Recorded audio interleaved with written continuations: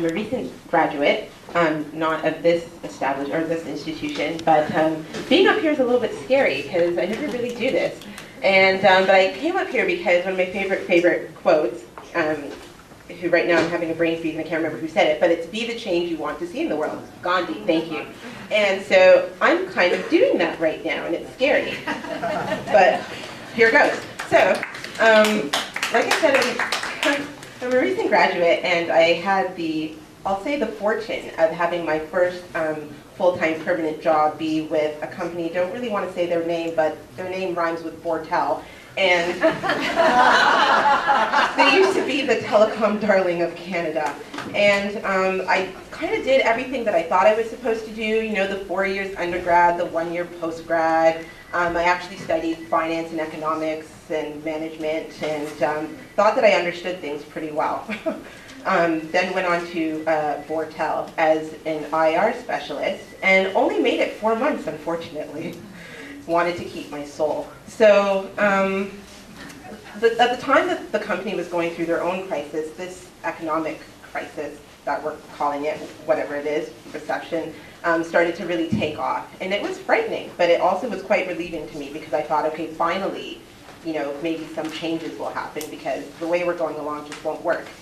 And I recalled something that a second-year prof said to me. So if there's any professors in the audience or anywhere around, thank you, and thank all the organizers, and you know, be really conscious of the message that you're putting out there, because some people will remember it. And a second-year prof said to me, actually it was a sociology prof, so maybe I should have majored in sociology, but a second-year prof said to me, there's going to be a dominant conversation during your generation. You know, you need to find out what it's going to be and how you're going to participate in that conversation. And that's always stayed with me. So when unlike a lot of people, I wasn't fired without a severance package or anything. I resigned because I couldn't do it anymore. It was taking its toll mentally and emotionally and physically. But I've been really blessed to be able to take the last 4 or 5 months to try to figure out what the conversation is and how I want to be involved. And so I feel that I've kind of got a grasp on what the conversations are. But my question that I pose to you 4 ladies at the front, and whoever wants to answer it, and I also have to mention just before I go into my question that I really, really appreciated that you said it was, I think your name was Mrs. Sakir, how you said it was a 30-year-long recession. Because I've had a conversation with my mother. My parents, I'm kind of going off topic here, trying to speak quickly, sorry. But my parents emigrated to Canada in the late 60s. So I'm Canadian born and raised in Toronto. And one of the things my mom said to me recently was that, you know, she feels that a lot of immigrants like herself who came here, not that they were fleeing from their countries, but that they came from war-torn countries or places that were under such, you know, horrible situations that once they got here, they didn't want to stir the pot. You know, they didn't want to raise any questions. They didn't want to, you know, get, you know, anybody upset. They just wanted to live. You know, they just wanted to have their house and their kids and have food to eat and just live. And so now I really feel that it's kind of the responsibility of my generation and me and my siblings to ask those questions and to join you all in forums like this. And so my question to you, ladies at the front, regarding conversations that I'd like to be a part of, is how in the world do I get to be a part of them, other than to coming to these lovely free events? I mean, I wanted to go to the 8th Annual World Conference on Sport and the Environment, which happened in Vancouver in March, but couldn't afford it. And I wanted to go to the World Innovation Forum happening in New York next week, but that's like $2,200, can't afford that. So, I mean, I'm a recent graduate. How do I get involved in the conversations? I'm so frustrated, and I can totally understand, thank you, I can totally understand there was a young lady who got up here, and she was tearful. And I can totally feel those tears and that frustration. And you have compassion for people, but you don't know how to talk to them. And the people who seem to be sitting around fancy boardroom tables making the decisions are asking you for $2,200 to join them. So how? Thank you. I don't think attending conferences is going to change the world. Just like I don't think social service sector is going to bring about a revolution. I think what is going to change the world is what she's been talking about, which is a social movement.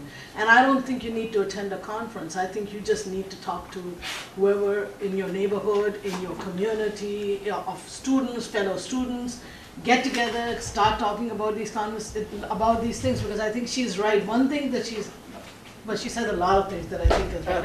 I'm a goddamn groupie, right? But one of the things that she says, which I know I have faced on a daily basis in terms of the work that I've been doing in immigrant and refugee sector, is everything seems so out of control. Everything seems so out of your control that sometimes because you don't understand it, and sometimes because it just seems so much larger than you, right? So I think I think to get involved, you don't need to have to wait for someone to create the table. I think you can have that conversation you can begin with your friends, and you can branch out from that. There are a lot of people out there who are willing to have conversations and then organize around it.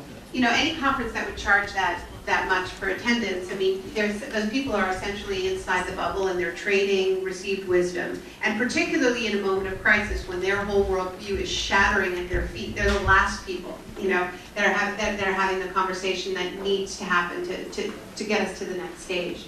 And, you know, coming back to something I was saying earlier about understanding the ways in which we are casualties of the ideology that created this crisis, you know, these sentiments, these feelings of isolation that we experience where, you know, we don't know our neighbors, we go to a huge institution like this one, I went to school here, you know, or any of the other, you know, campuses where we don't even meet other students. You know, we can have the experience of going to school and just accumulating massive debts and not really building a community.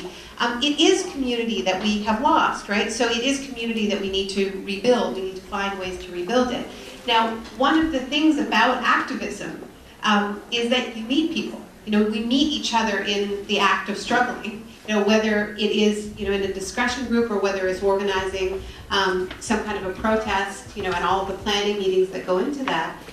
The advantage of it is that you build the community that you're actually, I think, really craving, and you're part of that conversation and building the conversation. And you know, this comes back to something, and I'm sort of going to go on a little bit long because I'm not going to be able to stay to the end. But you know, I always think, what were we doing in this country before September 11th? Because I happen to think that we got a little bit derailed by September 11th, and that part of what keeps us from organizing has been the tactics of fear, as somebody mentioned earlier, the increased militarization, the increased attacks on protests. You know, I always think about the Summit of the Americas in Quebec City, because that happened just a couple of months before September 11th. It was April 2001. And that was an incredible event. That was an incredible event because there were tens of thousands of people on the streets. But it wasn't just about a sector. It wasn't just about the healthcare sector, the education sector, or the environment, or labor. It was everybody finding common cause in each other's struggle. Because this thing that they were trying to build, which was a free trade area of the Americas, affected everybody, affected all of these sectors. But out of organizing in that way, we started to articulate an alternative vision.